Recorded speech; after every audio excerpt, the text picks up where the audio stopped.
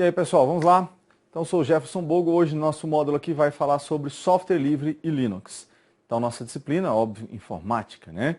Então você já está estudando aí, já vem analisando aí os nossos módulos, já falamos sobre o Windows, eu não sei qual a ordem exata que você está assistindo, por isso que eu estou me apresentando, né, a cada módulo, beleza? Então vamos lá, corta para o slide aí, vamos estudar. Dá uma olhada nesse bicho aí, ó, GNU, mascote do projeto GNU. Então esse bicho é um GNU, e olha o que ele está falando aí, porque nós amamos a liberdade. Então veja só, primeira coisa que eu quero que você anote aí, antes de mais nada, que software livre no nosso contexto, né, de concurso é igual a free software, que também é igual a open source, ou seja, código aberto. Só o cuidado, galera, principalmente com o termo do meio, eu vou voltar aqui, ó, free software, nesse contexto aqui, o free não entra com o sentido de algo sem custo, e sim com o sentido de algo livre, tá ok? Então fique atento a isso aí. Free software não é necessariamente um software que não tem custo, gratuito, tá ok? Então fique atento a isso aí. Agora eu tenho que saber o seguinte, como é que eu desenvolvo um software, né? Para quem não é da área, então, como é que eu desenvolvo software? Você já deve ter ouvido falar dos programadores, são as pessoas que programam, que criam os programas de computador, os aplicativos, seja o que for, né? Então o programador, para que ele programe, ele faz essa programação em cima do que nós chamamos de um código-fonte. Então vamos analisar, vamos conhecer um código-fonte. Olha só, o código-fonte, galera, é o DNA do programa. Tudo que o programa vai fazer, a aparência que ele vai ter, tudo vai estar previsto no código-fonte. Olha só, esse programinha que eu estou usando para escrever o código-fonte de um outro programa, ele é chamado de compilador. Então você vai observar aí que essa linguagem, existem várias linguagens de programação, né? Essa linguagem está sendo escrita e não lembra em nada um programa, tá? Em nada, absolutamente nada. Bem, observa só, essa linguagem está no canto esquerdo aí, né? Tá tudo escrito aí em inglês. Olha só, tudo em inglês não, né? Os comandos são todos em inglês. Então veja só, depois que eu escrevi tudo, eu tenho que fazer a ação que eu tenho que executar aqui é de compilar. Então é nesse momento que o meu código-fonte vai virar, digamos assim, propriamente o programa. Dá uma olhada aí, quando eu compilo, então agora eu tenho aí, por exemplo, a minha calculadora, tá? Então veja só, para que eu faça um software, seja ele qual for, né, eu tenho que programar. Programa, escrevo tudo certinho e aí eu vou compilar. Compilando, eu gerei o programa pronto. Tranquilo? Mas, Jefferson, está muito abstrato essa ideia de programação, de código-fonte. Ok, então eu vou mostrar para vocês agora um código-fonte mais simples, digamos assim. Acompanha comigo aí. Ó. Você viu minha calculadora pronta, você viu que a calculadora surgiu a partir desse código-fonte, que obviamente tem nada a ver com a calculadora, né? Esse é um código-fonte aleatório que eu coloquei aí. Bom, agora dá uma olhada nesse outro código-fonte aqui, ó, tá? Esse código-fonte é mais simples, você vai entender de cara, que é o código-fonte do bolo de chocolate molhadinho. Galera, então brincadeiras à parte aqui, dá uma olhada. Você quer fazer um bolo, você vai seguir uma receita. Mesmo que você saiba a receita de cabeça, você vai seguir ali, né, todo um protocolo. Você tem um algoritmo de construção daquele bolo. Então você vai pegar ali tantos ovos, a farinha, o açúcar, tanto de açúcar, vai preparar a massa. Preparar uma massa, ela está pronta para ser comida? Não. Aí vem o passo que eu tenho aqui, assar o bolo, não é isso? Tem que assar o bolo para que então eu possa degustá-lo. Então veja só, eu quero que você associe a receita de um bolo ao código-fonte de um programa. Com essa associação, você vai perceber que vai ficar fácil. Toda vez que ele falar, olha, o programa pode ser compilado. Ah, já compilar é aquele momento que eu pego a minha massa e coloco para assar. Perfeito. Então você vai fazer duas associações, que o código-fonte é igual à receita de um bolo e que compilar é igual a assar o bolo. Então vamos analisar aqui. Olha só, eu sigo essa receita, asso, né, aquela massa que ficou pronta, e eu tenho meu bolo de chocolate aí, ó, como eu falei, molhadinho. Eu quero mudar para um bolo de chocolate branco, por exemplo. Bom, você querendo mudar para um bolo de chocolate branco, isso que faria? Você pegaria a receita, alteraria ali, né, o chocolate e faria outro bolo. Não tem como pegar aquele bolo pronto, que é o chocolate normal, e passar para um chocolate branco. A gente sabe que não dá, não tem como, não é isso? Então, tendo acesso à receita, fica muito mais fácil fazer essas modificações no bolo. E aí vem toda uma lógica que nós vamos construir aqui, que tendo acesso ao código-fonte do programa, eu posso modificá-lo, né, conforme eu queira. Óbvio que se eu tiver essa liberdade sobre o código-fonte. Beleza? Então vem comigo, vem comigo. Vamos lá, passar os bolos aqui, a galera já fica com fome, né? Às vezes na aula o pessoal, poxa, professor. Olha só, a primeira licença que nós vamos falar aqui, nós vamos abordar agora algumas licenças, né? Como está escrito aí, ó, principais licenças, é freeware. Então, free mais software. Na verdade, freeware surge da junção dessas duas palavras. Free mais software. Você juntou, ficou freeware. Aqui o free vem no sentido de não ter custo, gratuito. Então olha só, o que é um software freeware? É aquele que é distribuído sem nenhum custo, tá? O fornecedor vai disponibilizar ele gratuitamente, mas ele não disponibiliza o código-fonte, ok? Anotou? Então coloquei um exemplo para você aí, coloquei um antivírus, né? Mas nós temos vários, hoje na internet aí, não estou falando só de antivírus, mas vários programas que são disponibilizados dessa forma. E aí vem a questão, mas, por exemplo, esse que você colocou aí, Jefferson, que é o AVG, né? Não estou fazendo propaganda para AVG, tá? Poderia ser o Avast, poderia ser qualquer software aí, tá ok, galera?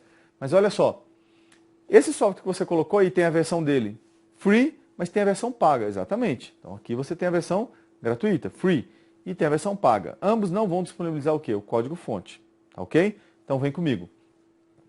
Agora olha só isso aqui, ó. Antes eu falei de free mais software, não é isso? Da freeware. Agora free mais premium vai dar o que nós chamamos de freemium. Então é uma nova licença, né? É relativamente nova. O que eu tenho ali, gente? Eu tenho algo que é gratuito.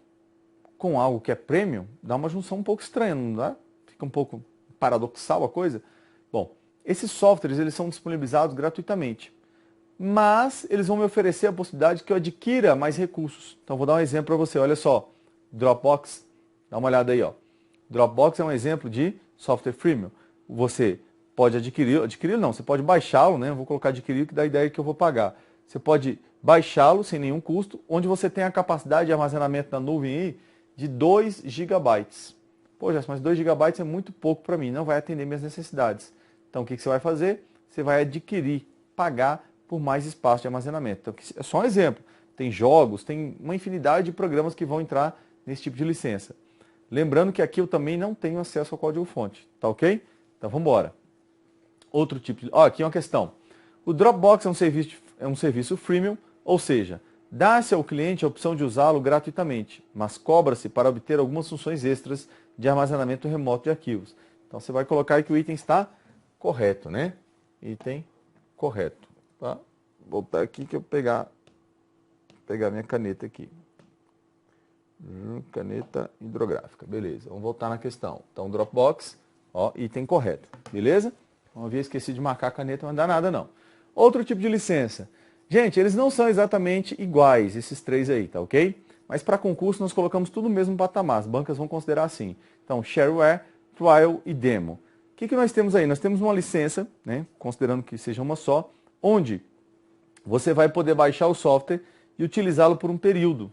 Então esse período aí geralmente não é uma regra, não precisa decorar isso, tá? Entre 15 e 30 dias. Pode ser mais, pode ser menos, isso aí vai variar. Mas a média é isso aí. Então você vai poder utilizá-lo com todas as funcionalidades ou já com funcionalidades restritas, tá ok? Após esse período ele pode parar de funcionar totalmente ou ele pode continuar funcionando parcialmente, só que aí com menos funcionalidades, enfim. O que vai variar é basicamente isso, tá certo? Ou ele vai parar de funcionar numa determinada data, a partir do período que você baixou, ou ele vai continuar funcionando com menos funcionalidades, tá ok? Bem, após esse período, o que eu teria que fazer? Pagar, tá? Pagar para que eu tenha o conjunto completo. E aqui, acrescento, não disponibiliza o código-fonte. Tranquilo? Então vamos embora, vamos analisar aqui. O software proprietário, então eu já coloquei o logo aí do Windows, né? Se o logo era até o Windows 7 era assim, agora no 8 ele está tudo quadrado. Bom, mas isso também não é só detalhe, né? Olha só, o que é o software proprietário? É aquele que o usuário paga por uma licença de uso. Então no Windows, por exemplo, no Office, que é outro exemplo, né? São softwares em que você paga por uma licença de uso. Eu comprei o Windows, comprei uma licença de uso, quer dizer que eu posso instalar aquele Windows em uma máquina. Já se eu posso usar aquela mesma mídia, né? O mesmo CD do Windows, para instalar em outra máquina? Pode. Você não pode usar a mesma licença, você tem que comprar uma outra licença. O Office, dependendo da versão que você adquira do Office, você pode ter 3 licenças. Vem um CD, mais 3 licenças. Isso te dá direito a instalar, obviamente, em 3 máquinas diferentes. Tranquilo? Captou a ideia? Aqui, o que eu não tenho também? Não tenho acesso ao código-fonte. Beleza? Então, vamos embora.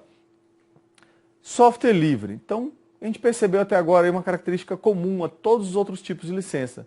Que era o que, galera? Era não ter acesso ao código-fonte, não é verdade? Que se você parar para pensar dentro daquela ideia do bolo, imagina que você vai à confeitaria e compra o bolo. Chega lá, compra o bolo, o cara te dá a receita daquele bolo. Aí você fala, já, se eu sei fazer bolo, eu não volto mais lá para comprar o bolo. Uma coisa, né? Se a gente pensar comercialmente, se nós pensarmos comercialmente, não faz sentido nenhum isso. Eu concordo com você. Mas desapega dessa ideia, né, de dinheiro, de ganhar dinheiro, embora a ideia do software livre não impeça ninguém de ganhar dinheiro. Não é isso. Mas, como eu falei, fica um pouco contraditório, tá certo? Vamos lá, vamos analisar então aqui qual é a filosofia por trás do software livre. E por que que esse bicho está aí, né? Que é o GNU. Então, já falei, parece um búfalo, né? Mas é o GNU.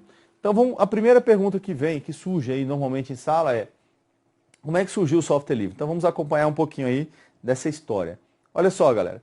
Esse cara aí que está aparecendo o nome para você na tela, o Richard Stallman, foi ele que teve a ideia de criar o software livre. O que aconteceu com esse cara para que ele tivesse a ideia de criar o software livre? Bom, vou colocar a imagem dele aí, né? Esse cara aí, ele comprou uma impressora. Isso aí nós estamos na década de 80, tá? Só para ter um marco aí de quando é que surgiu essa história toda aí. E ele comprou uma impressora, ele trabalhava no Instituto de Tecnologia nos Estados Unidos. E aí, olha só, ele comprou uma impressora e nós sabemos que para a impressora funcionar, nós já vimos lá no nosso primeiro módulo, que para uma impressora ou qualquer dispositivo funcione, é necessário o quê? O driver, né, com R no final. O que acontece é que o driver da impressora dele veio com um problema. E era muito comum entre os programadores naquela época, um ligar para o outro, né, nessas situações assim, pedir o código-fonte e ele ser prontamente, né, trocado ali de mão, sem problema nenhum. E o Richard ligou lá para o fabricante da impressora e falou: ó, o driver de vocês está com problema, manda o código-fonte que eu vou fazer as correções. Ele, óbvio, ele era capaz de fazer isso. Aí o cara falou: não. Aí ele: o quê? Como assim?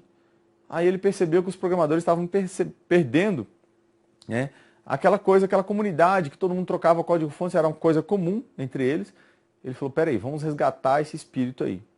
Para resgatar esse espírito, ele pensou: bom, eu vou criar um projeto, né? Vou encabeçar um projeto onde eu vou atrair os programadores para esse projeto e nesse projeto todo mundo vai trocar, nós vamos fazer uma comunidade e aqui vai ser comum que todo mundo troque os códigos-fontes. Não tem esse negócio de código-fonte é meu e tal, nada disso.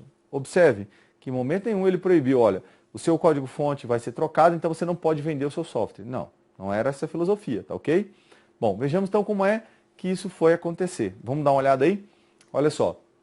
O que ele fez? Ele criou o projeto GNU.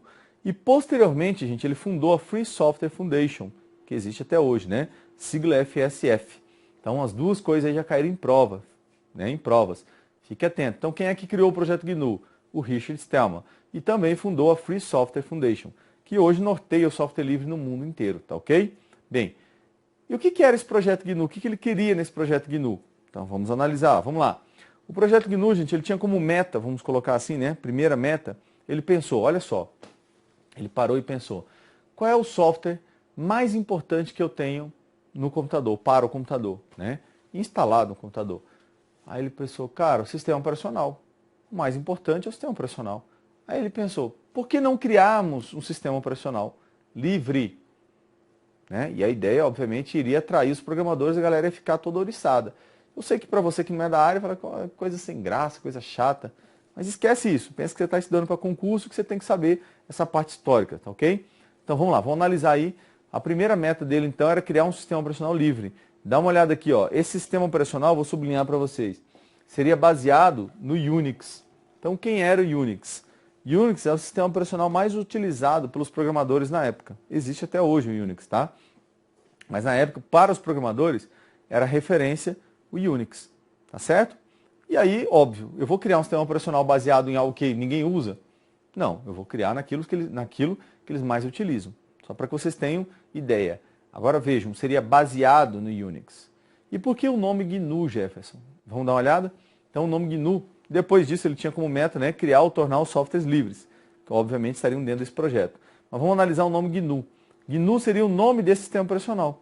Então, hoje você usa o Windows ou usa uma distro do Linux, né, Ubuntu, Debian, qualquer outra que seja, você utilizaria o GNU, que existe, né, o sistema operacional que existe, mas a gente percebe que ele não é conhecido, não é verdade? GNU o nome do sistema operacional seria GNU. Por que GNU, Jefferson? Corta para lá, vamos lá. Então GNU, né, é o nome que nós chamamos de um nome recursivo. O que é isso? A explicação do nome é o próprio nome. Então GNU quer dizer Not is Unix. Repara, ó, Not is Unix. Tá ok? Então queria dizer o seguinte, que o GNU não era o Unix. Eles não estavam copiando o Unix, né, replicando o Unix. Não. Eles estavam criando o seu próprio sistema operacional. Como eu disse, para quem não é da área pode parecer bobeira e tal, mas para quem ia ajudar naquele projeto, estaria participando de algo fenomenal no mundo da informática, né? Algo sem precedentes. Cara, nós vamos criar um sistema operacional. Nós, nossa comunidade, vai ter o nosso sistema operacional, do qual eu participei. Então, para quem, obviamente, gosta daquilo e tudo, seria algo, né, demais. Bem, e aí vem o detalhe. Deu certo, Jefferson? Não deu. E aí nós vamos analisar agora os componentes do sistema operacional. Gente, o sistema operacional em si, ele é o seu kernel, que é esse aqui, o núcleo, né? Nós vamos estudar depois com mais detalhes o kernel. Mas quando eu falo sistema operacional, eu estou falando do seu kernel, tá ok? E, óbvio, criar o kernel é a parte mais complexa do sistema operacional, mais trabalhosa e tal. Não é fácil. E o kernel deles não ficava legal, não ficava estável. Só que se eu te der um motor, vamos fazer aqui um paralelo do kernel com o motor de um carro. Se eu te der um motor, pode ser o motor de uma Ferrari, só o motor, você sai por aí andando? Não sai, verdade? Então o kernel é o próprio sistema operacional, mas não tem como utilizar só o kernel. Então vem componentes que vão ser agregados ao kernel para que o sistema operacional torne-se utilizável. Dá uma olhada aí comigo. Então vamos ter o shell, nós vamos explicar depois, né? Quem é o shell, o que ele faz, e aí vem os aplicativos. Aí com isso aí eu tenho um sistema operacional que pode ser utilizado. E o que aconteceu nessa história aí? Aconteceu que, como eu disse, o kernel deles, do projeto GNU, não ia para frente. Não ia. Bom, e aí o sistema operacional como um todo não ficava estável. Só que, paralelo ao kernel, eles criavam outros aplicativos, né? Trabalhavam no shell e tal. E, do outro lado da história, vamos dizer assim, tinha um outro cara trabalhando em um kernel. Que o kernel, como eu disse, é o sistema operacional, né? Só que esse cara trabalhava sozinho. Ele não fazia parte dessa comunidade. Que é esse cara aqui, ó. Dá uma olhada aí, ó. É o Linus Torvalds, tá? Esse cara aqui trabalhava, como eu disse, num kernel também baseado em Unix. Ou seja, seria compatível com o kernel que estava sendo trabalhado lá no projeto GNU. Tranquilo? Um dia o Linus viu que o projeto dele, para que ele concluísse aquilo sozinho, seria muito difícil, muito trabalhoso. Ele pegou o projeto dele e disponibilizou, né, na internet na época lá. Num fórum colocou, ó galera, quem quiser participar e tal, trabalhar comigo e tal, tá aqui ó, o que eu fiz. O que o pessoal do projeto GNU fez? Abraçou o trabalho dele. Falou, cara, isso aqui tá, ó, o kernel dele tá bom demais, vamos utilizá-lo. E colocou lá dentro do projeto GNU. O que aconteceu? Nasce aí um sistema operacional chamado Linux. Por que Linux? Corta ali para você ver o nome do cara. Olha lá, ó, Linux. Aí se você pegar Linux mais Unix, o que nasce? Linux. O Linus disse que, cara, eu não pensei, né? Até pensei nesse nome na verdade, né? Mas não propus porque ia parecer muito, né? Eu tô me achando. Mas quando a galera do projeto GNU quis homenageá-lo com esse nome, ele falou, tá bom, eu aceito, né? Humildemente ele aceitou. Então Linux mais Unix, Linux. Mas aí a galera do projeto GNU falou, peraí, e o nosso trabalho, onde é que entra? Né? Não é só o kernel dele, tudo bem que é a parte mais importante e tal.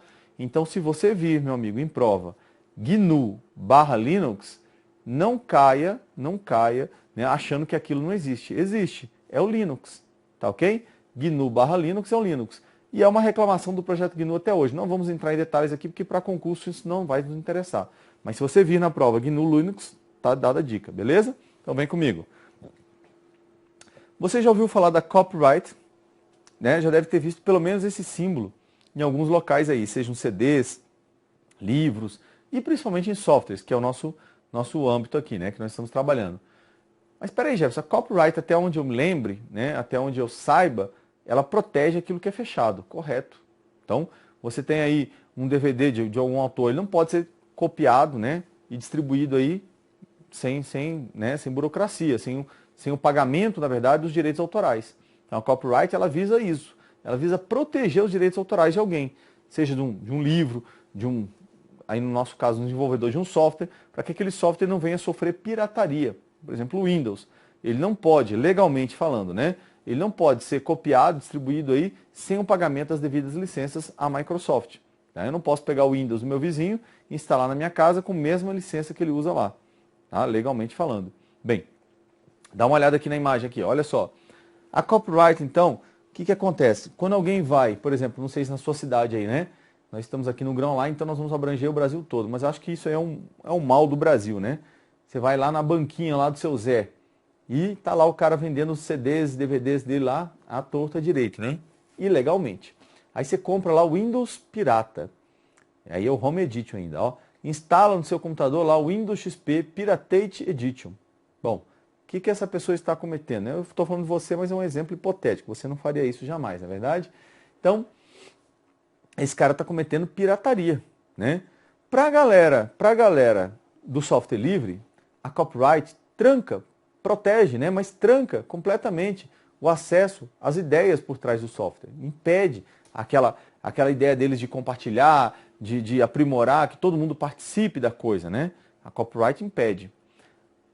Mas aí vem um detalhe. Mas há algo para punir quem faz o errado aqui, não tem? Há uma licença que, se o cara fizer aquilo que não pode ser feito, ele pode ser punido. E aí, o Richard Stallman, aconselhado por um amigo, o amigo dele chegou e falou: Richard, mas é o seguinte, se alguém pegar o nosso software que está aí, circulando por aí, e for lá e trancar aquilo lá, falar: esse aqui é meu, eu modifiquei aqui algumas coisas e tal, né? Agora é meu. Falou: rapaz, é verdade. Dá uma olhada no símbolo da copyright. Se ligou? No C? Aí ele falou: bom, eles têm a copyright, não tem? Então, toma a copyleft. Olha o símbolo, é o contrário. Né? Então você percebe aí que é de propósito, é o contrário, porque a ideia é contrária. Né? A ideia não é proteger, a ideia é abrir. Só que aí é abrir e manter o que está aberto livre. Então a ideia da copyleft é o quê? Impedir que o código-fonte seja fechado. Ou seja, manter o que é aberto, aberto. Tá ok? Então essa é a filosofia por trás da copyleft. Bem, e aí ele lançou também uma outra licença, que é a GPL. Tá? Vamos, corta ali para a gente dar uma olhada ali. A GPL, você pode anotar aí se você estiver anotando aí, é a licença pública geral. Tá certo? Então, cobrada constantemente em prova. O que a GPL estabelece? Ela estabelece 4 liberdades para o software livre. Então, veja só. Eu vou falar aqui as palavras-chave, depois eu vou mostrar para vocês na íntegra, mas eu quero que vocês anotem essas palavras, que vocês tenham em mente essas palavras. Né? São 4 liberdades. Então, nós sabemos que em informática, muitas vezes nós começamos a numerar as coisas a partir do zero. Então, não se assuste se na sua prova cair lá a liberdade 0, a liberdade 1 e a liberdade 2 e a 3. Não tem problema. Ele pode falar liberdade 1, 2 e 3. Isso aí seria um pormenor. Então, né? 1, 2, 3 e 4. Então eu quero que você memorize essas palavras. Executar, estudar, redistribuir, e aí entra um contanto, né, que nós vamos ver depois, mas redistribuir e modificar ou melhorar. Tá certo? Então são as palavras-chave de cada uma das liberdades. Vamos analisá-las na íntegra. Dá uma olhada aí. Liberdade 1 fala que eu tenho a liberdade de executar o programa da forma como eu quiser. A 2, liberdade de estudar o funcionamento do programa, podendo inclusive modificá-lo de acordo com a sua necessidade. E aí, óbvio, eu tenho que ter acesso ao código-fonte, né? Terceira liberdade, redistribuir cópias do programa livremente, contanto que inclua o código-fonte. E a liberdade 4 é a liberdade de melhorar o programa e tornar essas melhorias públicas de forma a beneficiar o próximo. Também, né, cabe aí o acesso ao código-fonte. Então, gente, vejam só. Vamos parar um pouquinho na liberdade 3, que ele fala de redistribuir. E é uma coisa que assusta um pouco as pessoas, né? Essa ideia de poder pegar o software de alguém e passar adiante. Sem autorização do proprietário, sem autorização. É livre e ele registrou isso como algo livre. Então isso vai poder ser passado adiante sem nenhuma restrição. Agora vejam, eu peguei o software, modifiquei o software, passei o software modificado, ou seja, o bolo pronto. Mas eu segurei a receita, eu estou conferindo quem? A GPL e a copyleft. Por quê? Porque o software tem que continuar livre. A partir do momento que eu seguro o código-fonte, né, eu estou prendendo aquilo ali, ele vai deixar de ser livre lá na frente. Tá ok? Então, toda vez que o software for modificado, tem que seguir adiante a receita dele, ou seja, o seu código-fonte.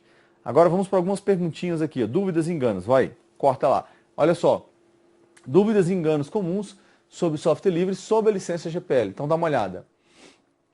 Eu posso distribuir comercialmente ou cobrar por software livre de minha autoria ou de terceiros? Então, gente, entra naquilo que eu falei. O software livre não precisa ser necessariamente o quê? Gratuito. Então, olha só, software livre não necessariamente precisa ser gratuito. Então, eu posso? Pode. A resposta é sim, pode. Tá? Não há obrigatoriedade que ele seja gratuito. E pode cobrar, Jefferson, por um software livre de autoria de outra pessoa? Pode, não tem problema. Se eu faço melhorias em um software livre, tenho, olha a palavra ali, galera, vou até sublinhar para você aí, né? Fica de olho aí, ó. Tenho, o que é tenho? É obrigação, né? Tenho que fornecer cópias a qualquer interessado ou mesmo disponibilizá-lo para o download público? Aí você pensa aí, ó, no tenho. Tenho É obrigado? Não. Entra apenas uma questão moral aí. Qual é a questão moral? Eu peguei um software de alguém que ali se propunha a fazer determinada coisa, mas não estava fazendo aquilo direito. Eu sou programador, fui lá e consertei aquilo. Eu tenho que passar aquela melhoria adiante? Não, como eu disse, é uma questão moral. Eu tive acesso ao programa pronto, eu melhorei, mas eu posso ajudar o próximo, né? Aquela questão de estar sempre em comunidade, um ajudando o outro. Se eu quiser, caso eu queira, eu posso manter aquela melhoria só para mim. O que eu não posso fazer é passar o software adiante, só o software, sem passar o quê? O código-fonte. Lembra que eu fiz melhorias, eu tenho que passar tudo. Tranquilo? Então, olha a resposta aí. Não. Mesmo se você fizer alterações em um software GPL e guardá-las para o seu próprio uso, você não estará infringindo a licença. Tranquilo? Então veja só. Você não é obrigado. Entra aí meramente uma questão moral, como eu disse, tá? Meramente uma questão moral. Bem, então nós vamos fechar esse bloco aqui e voltamos já já com mais informações aí sobre software livre e Linux. Valeu, galera!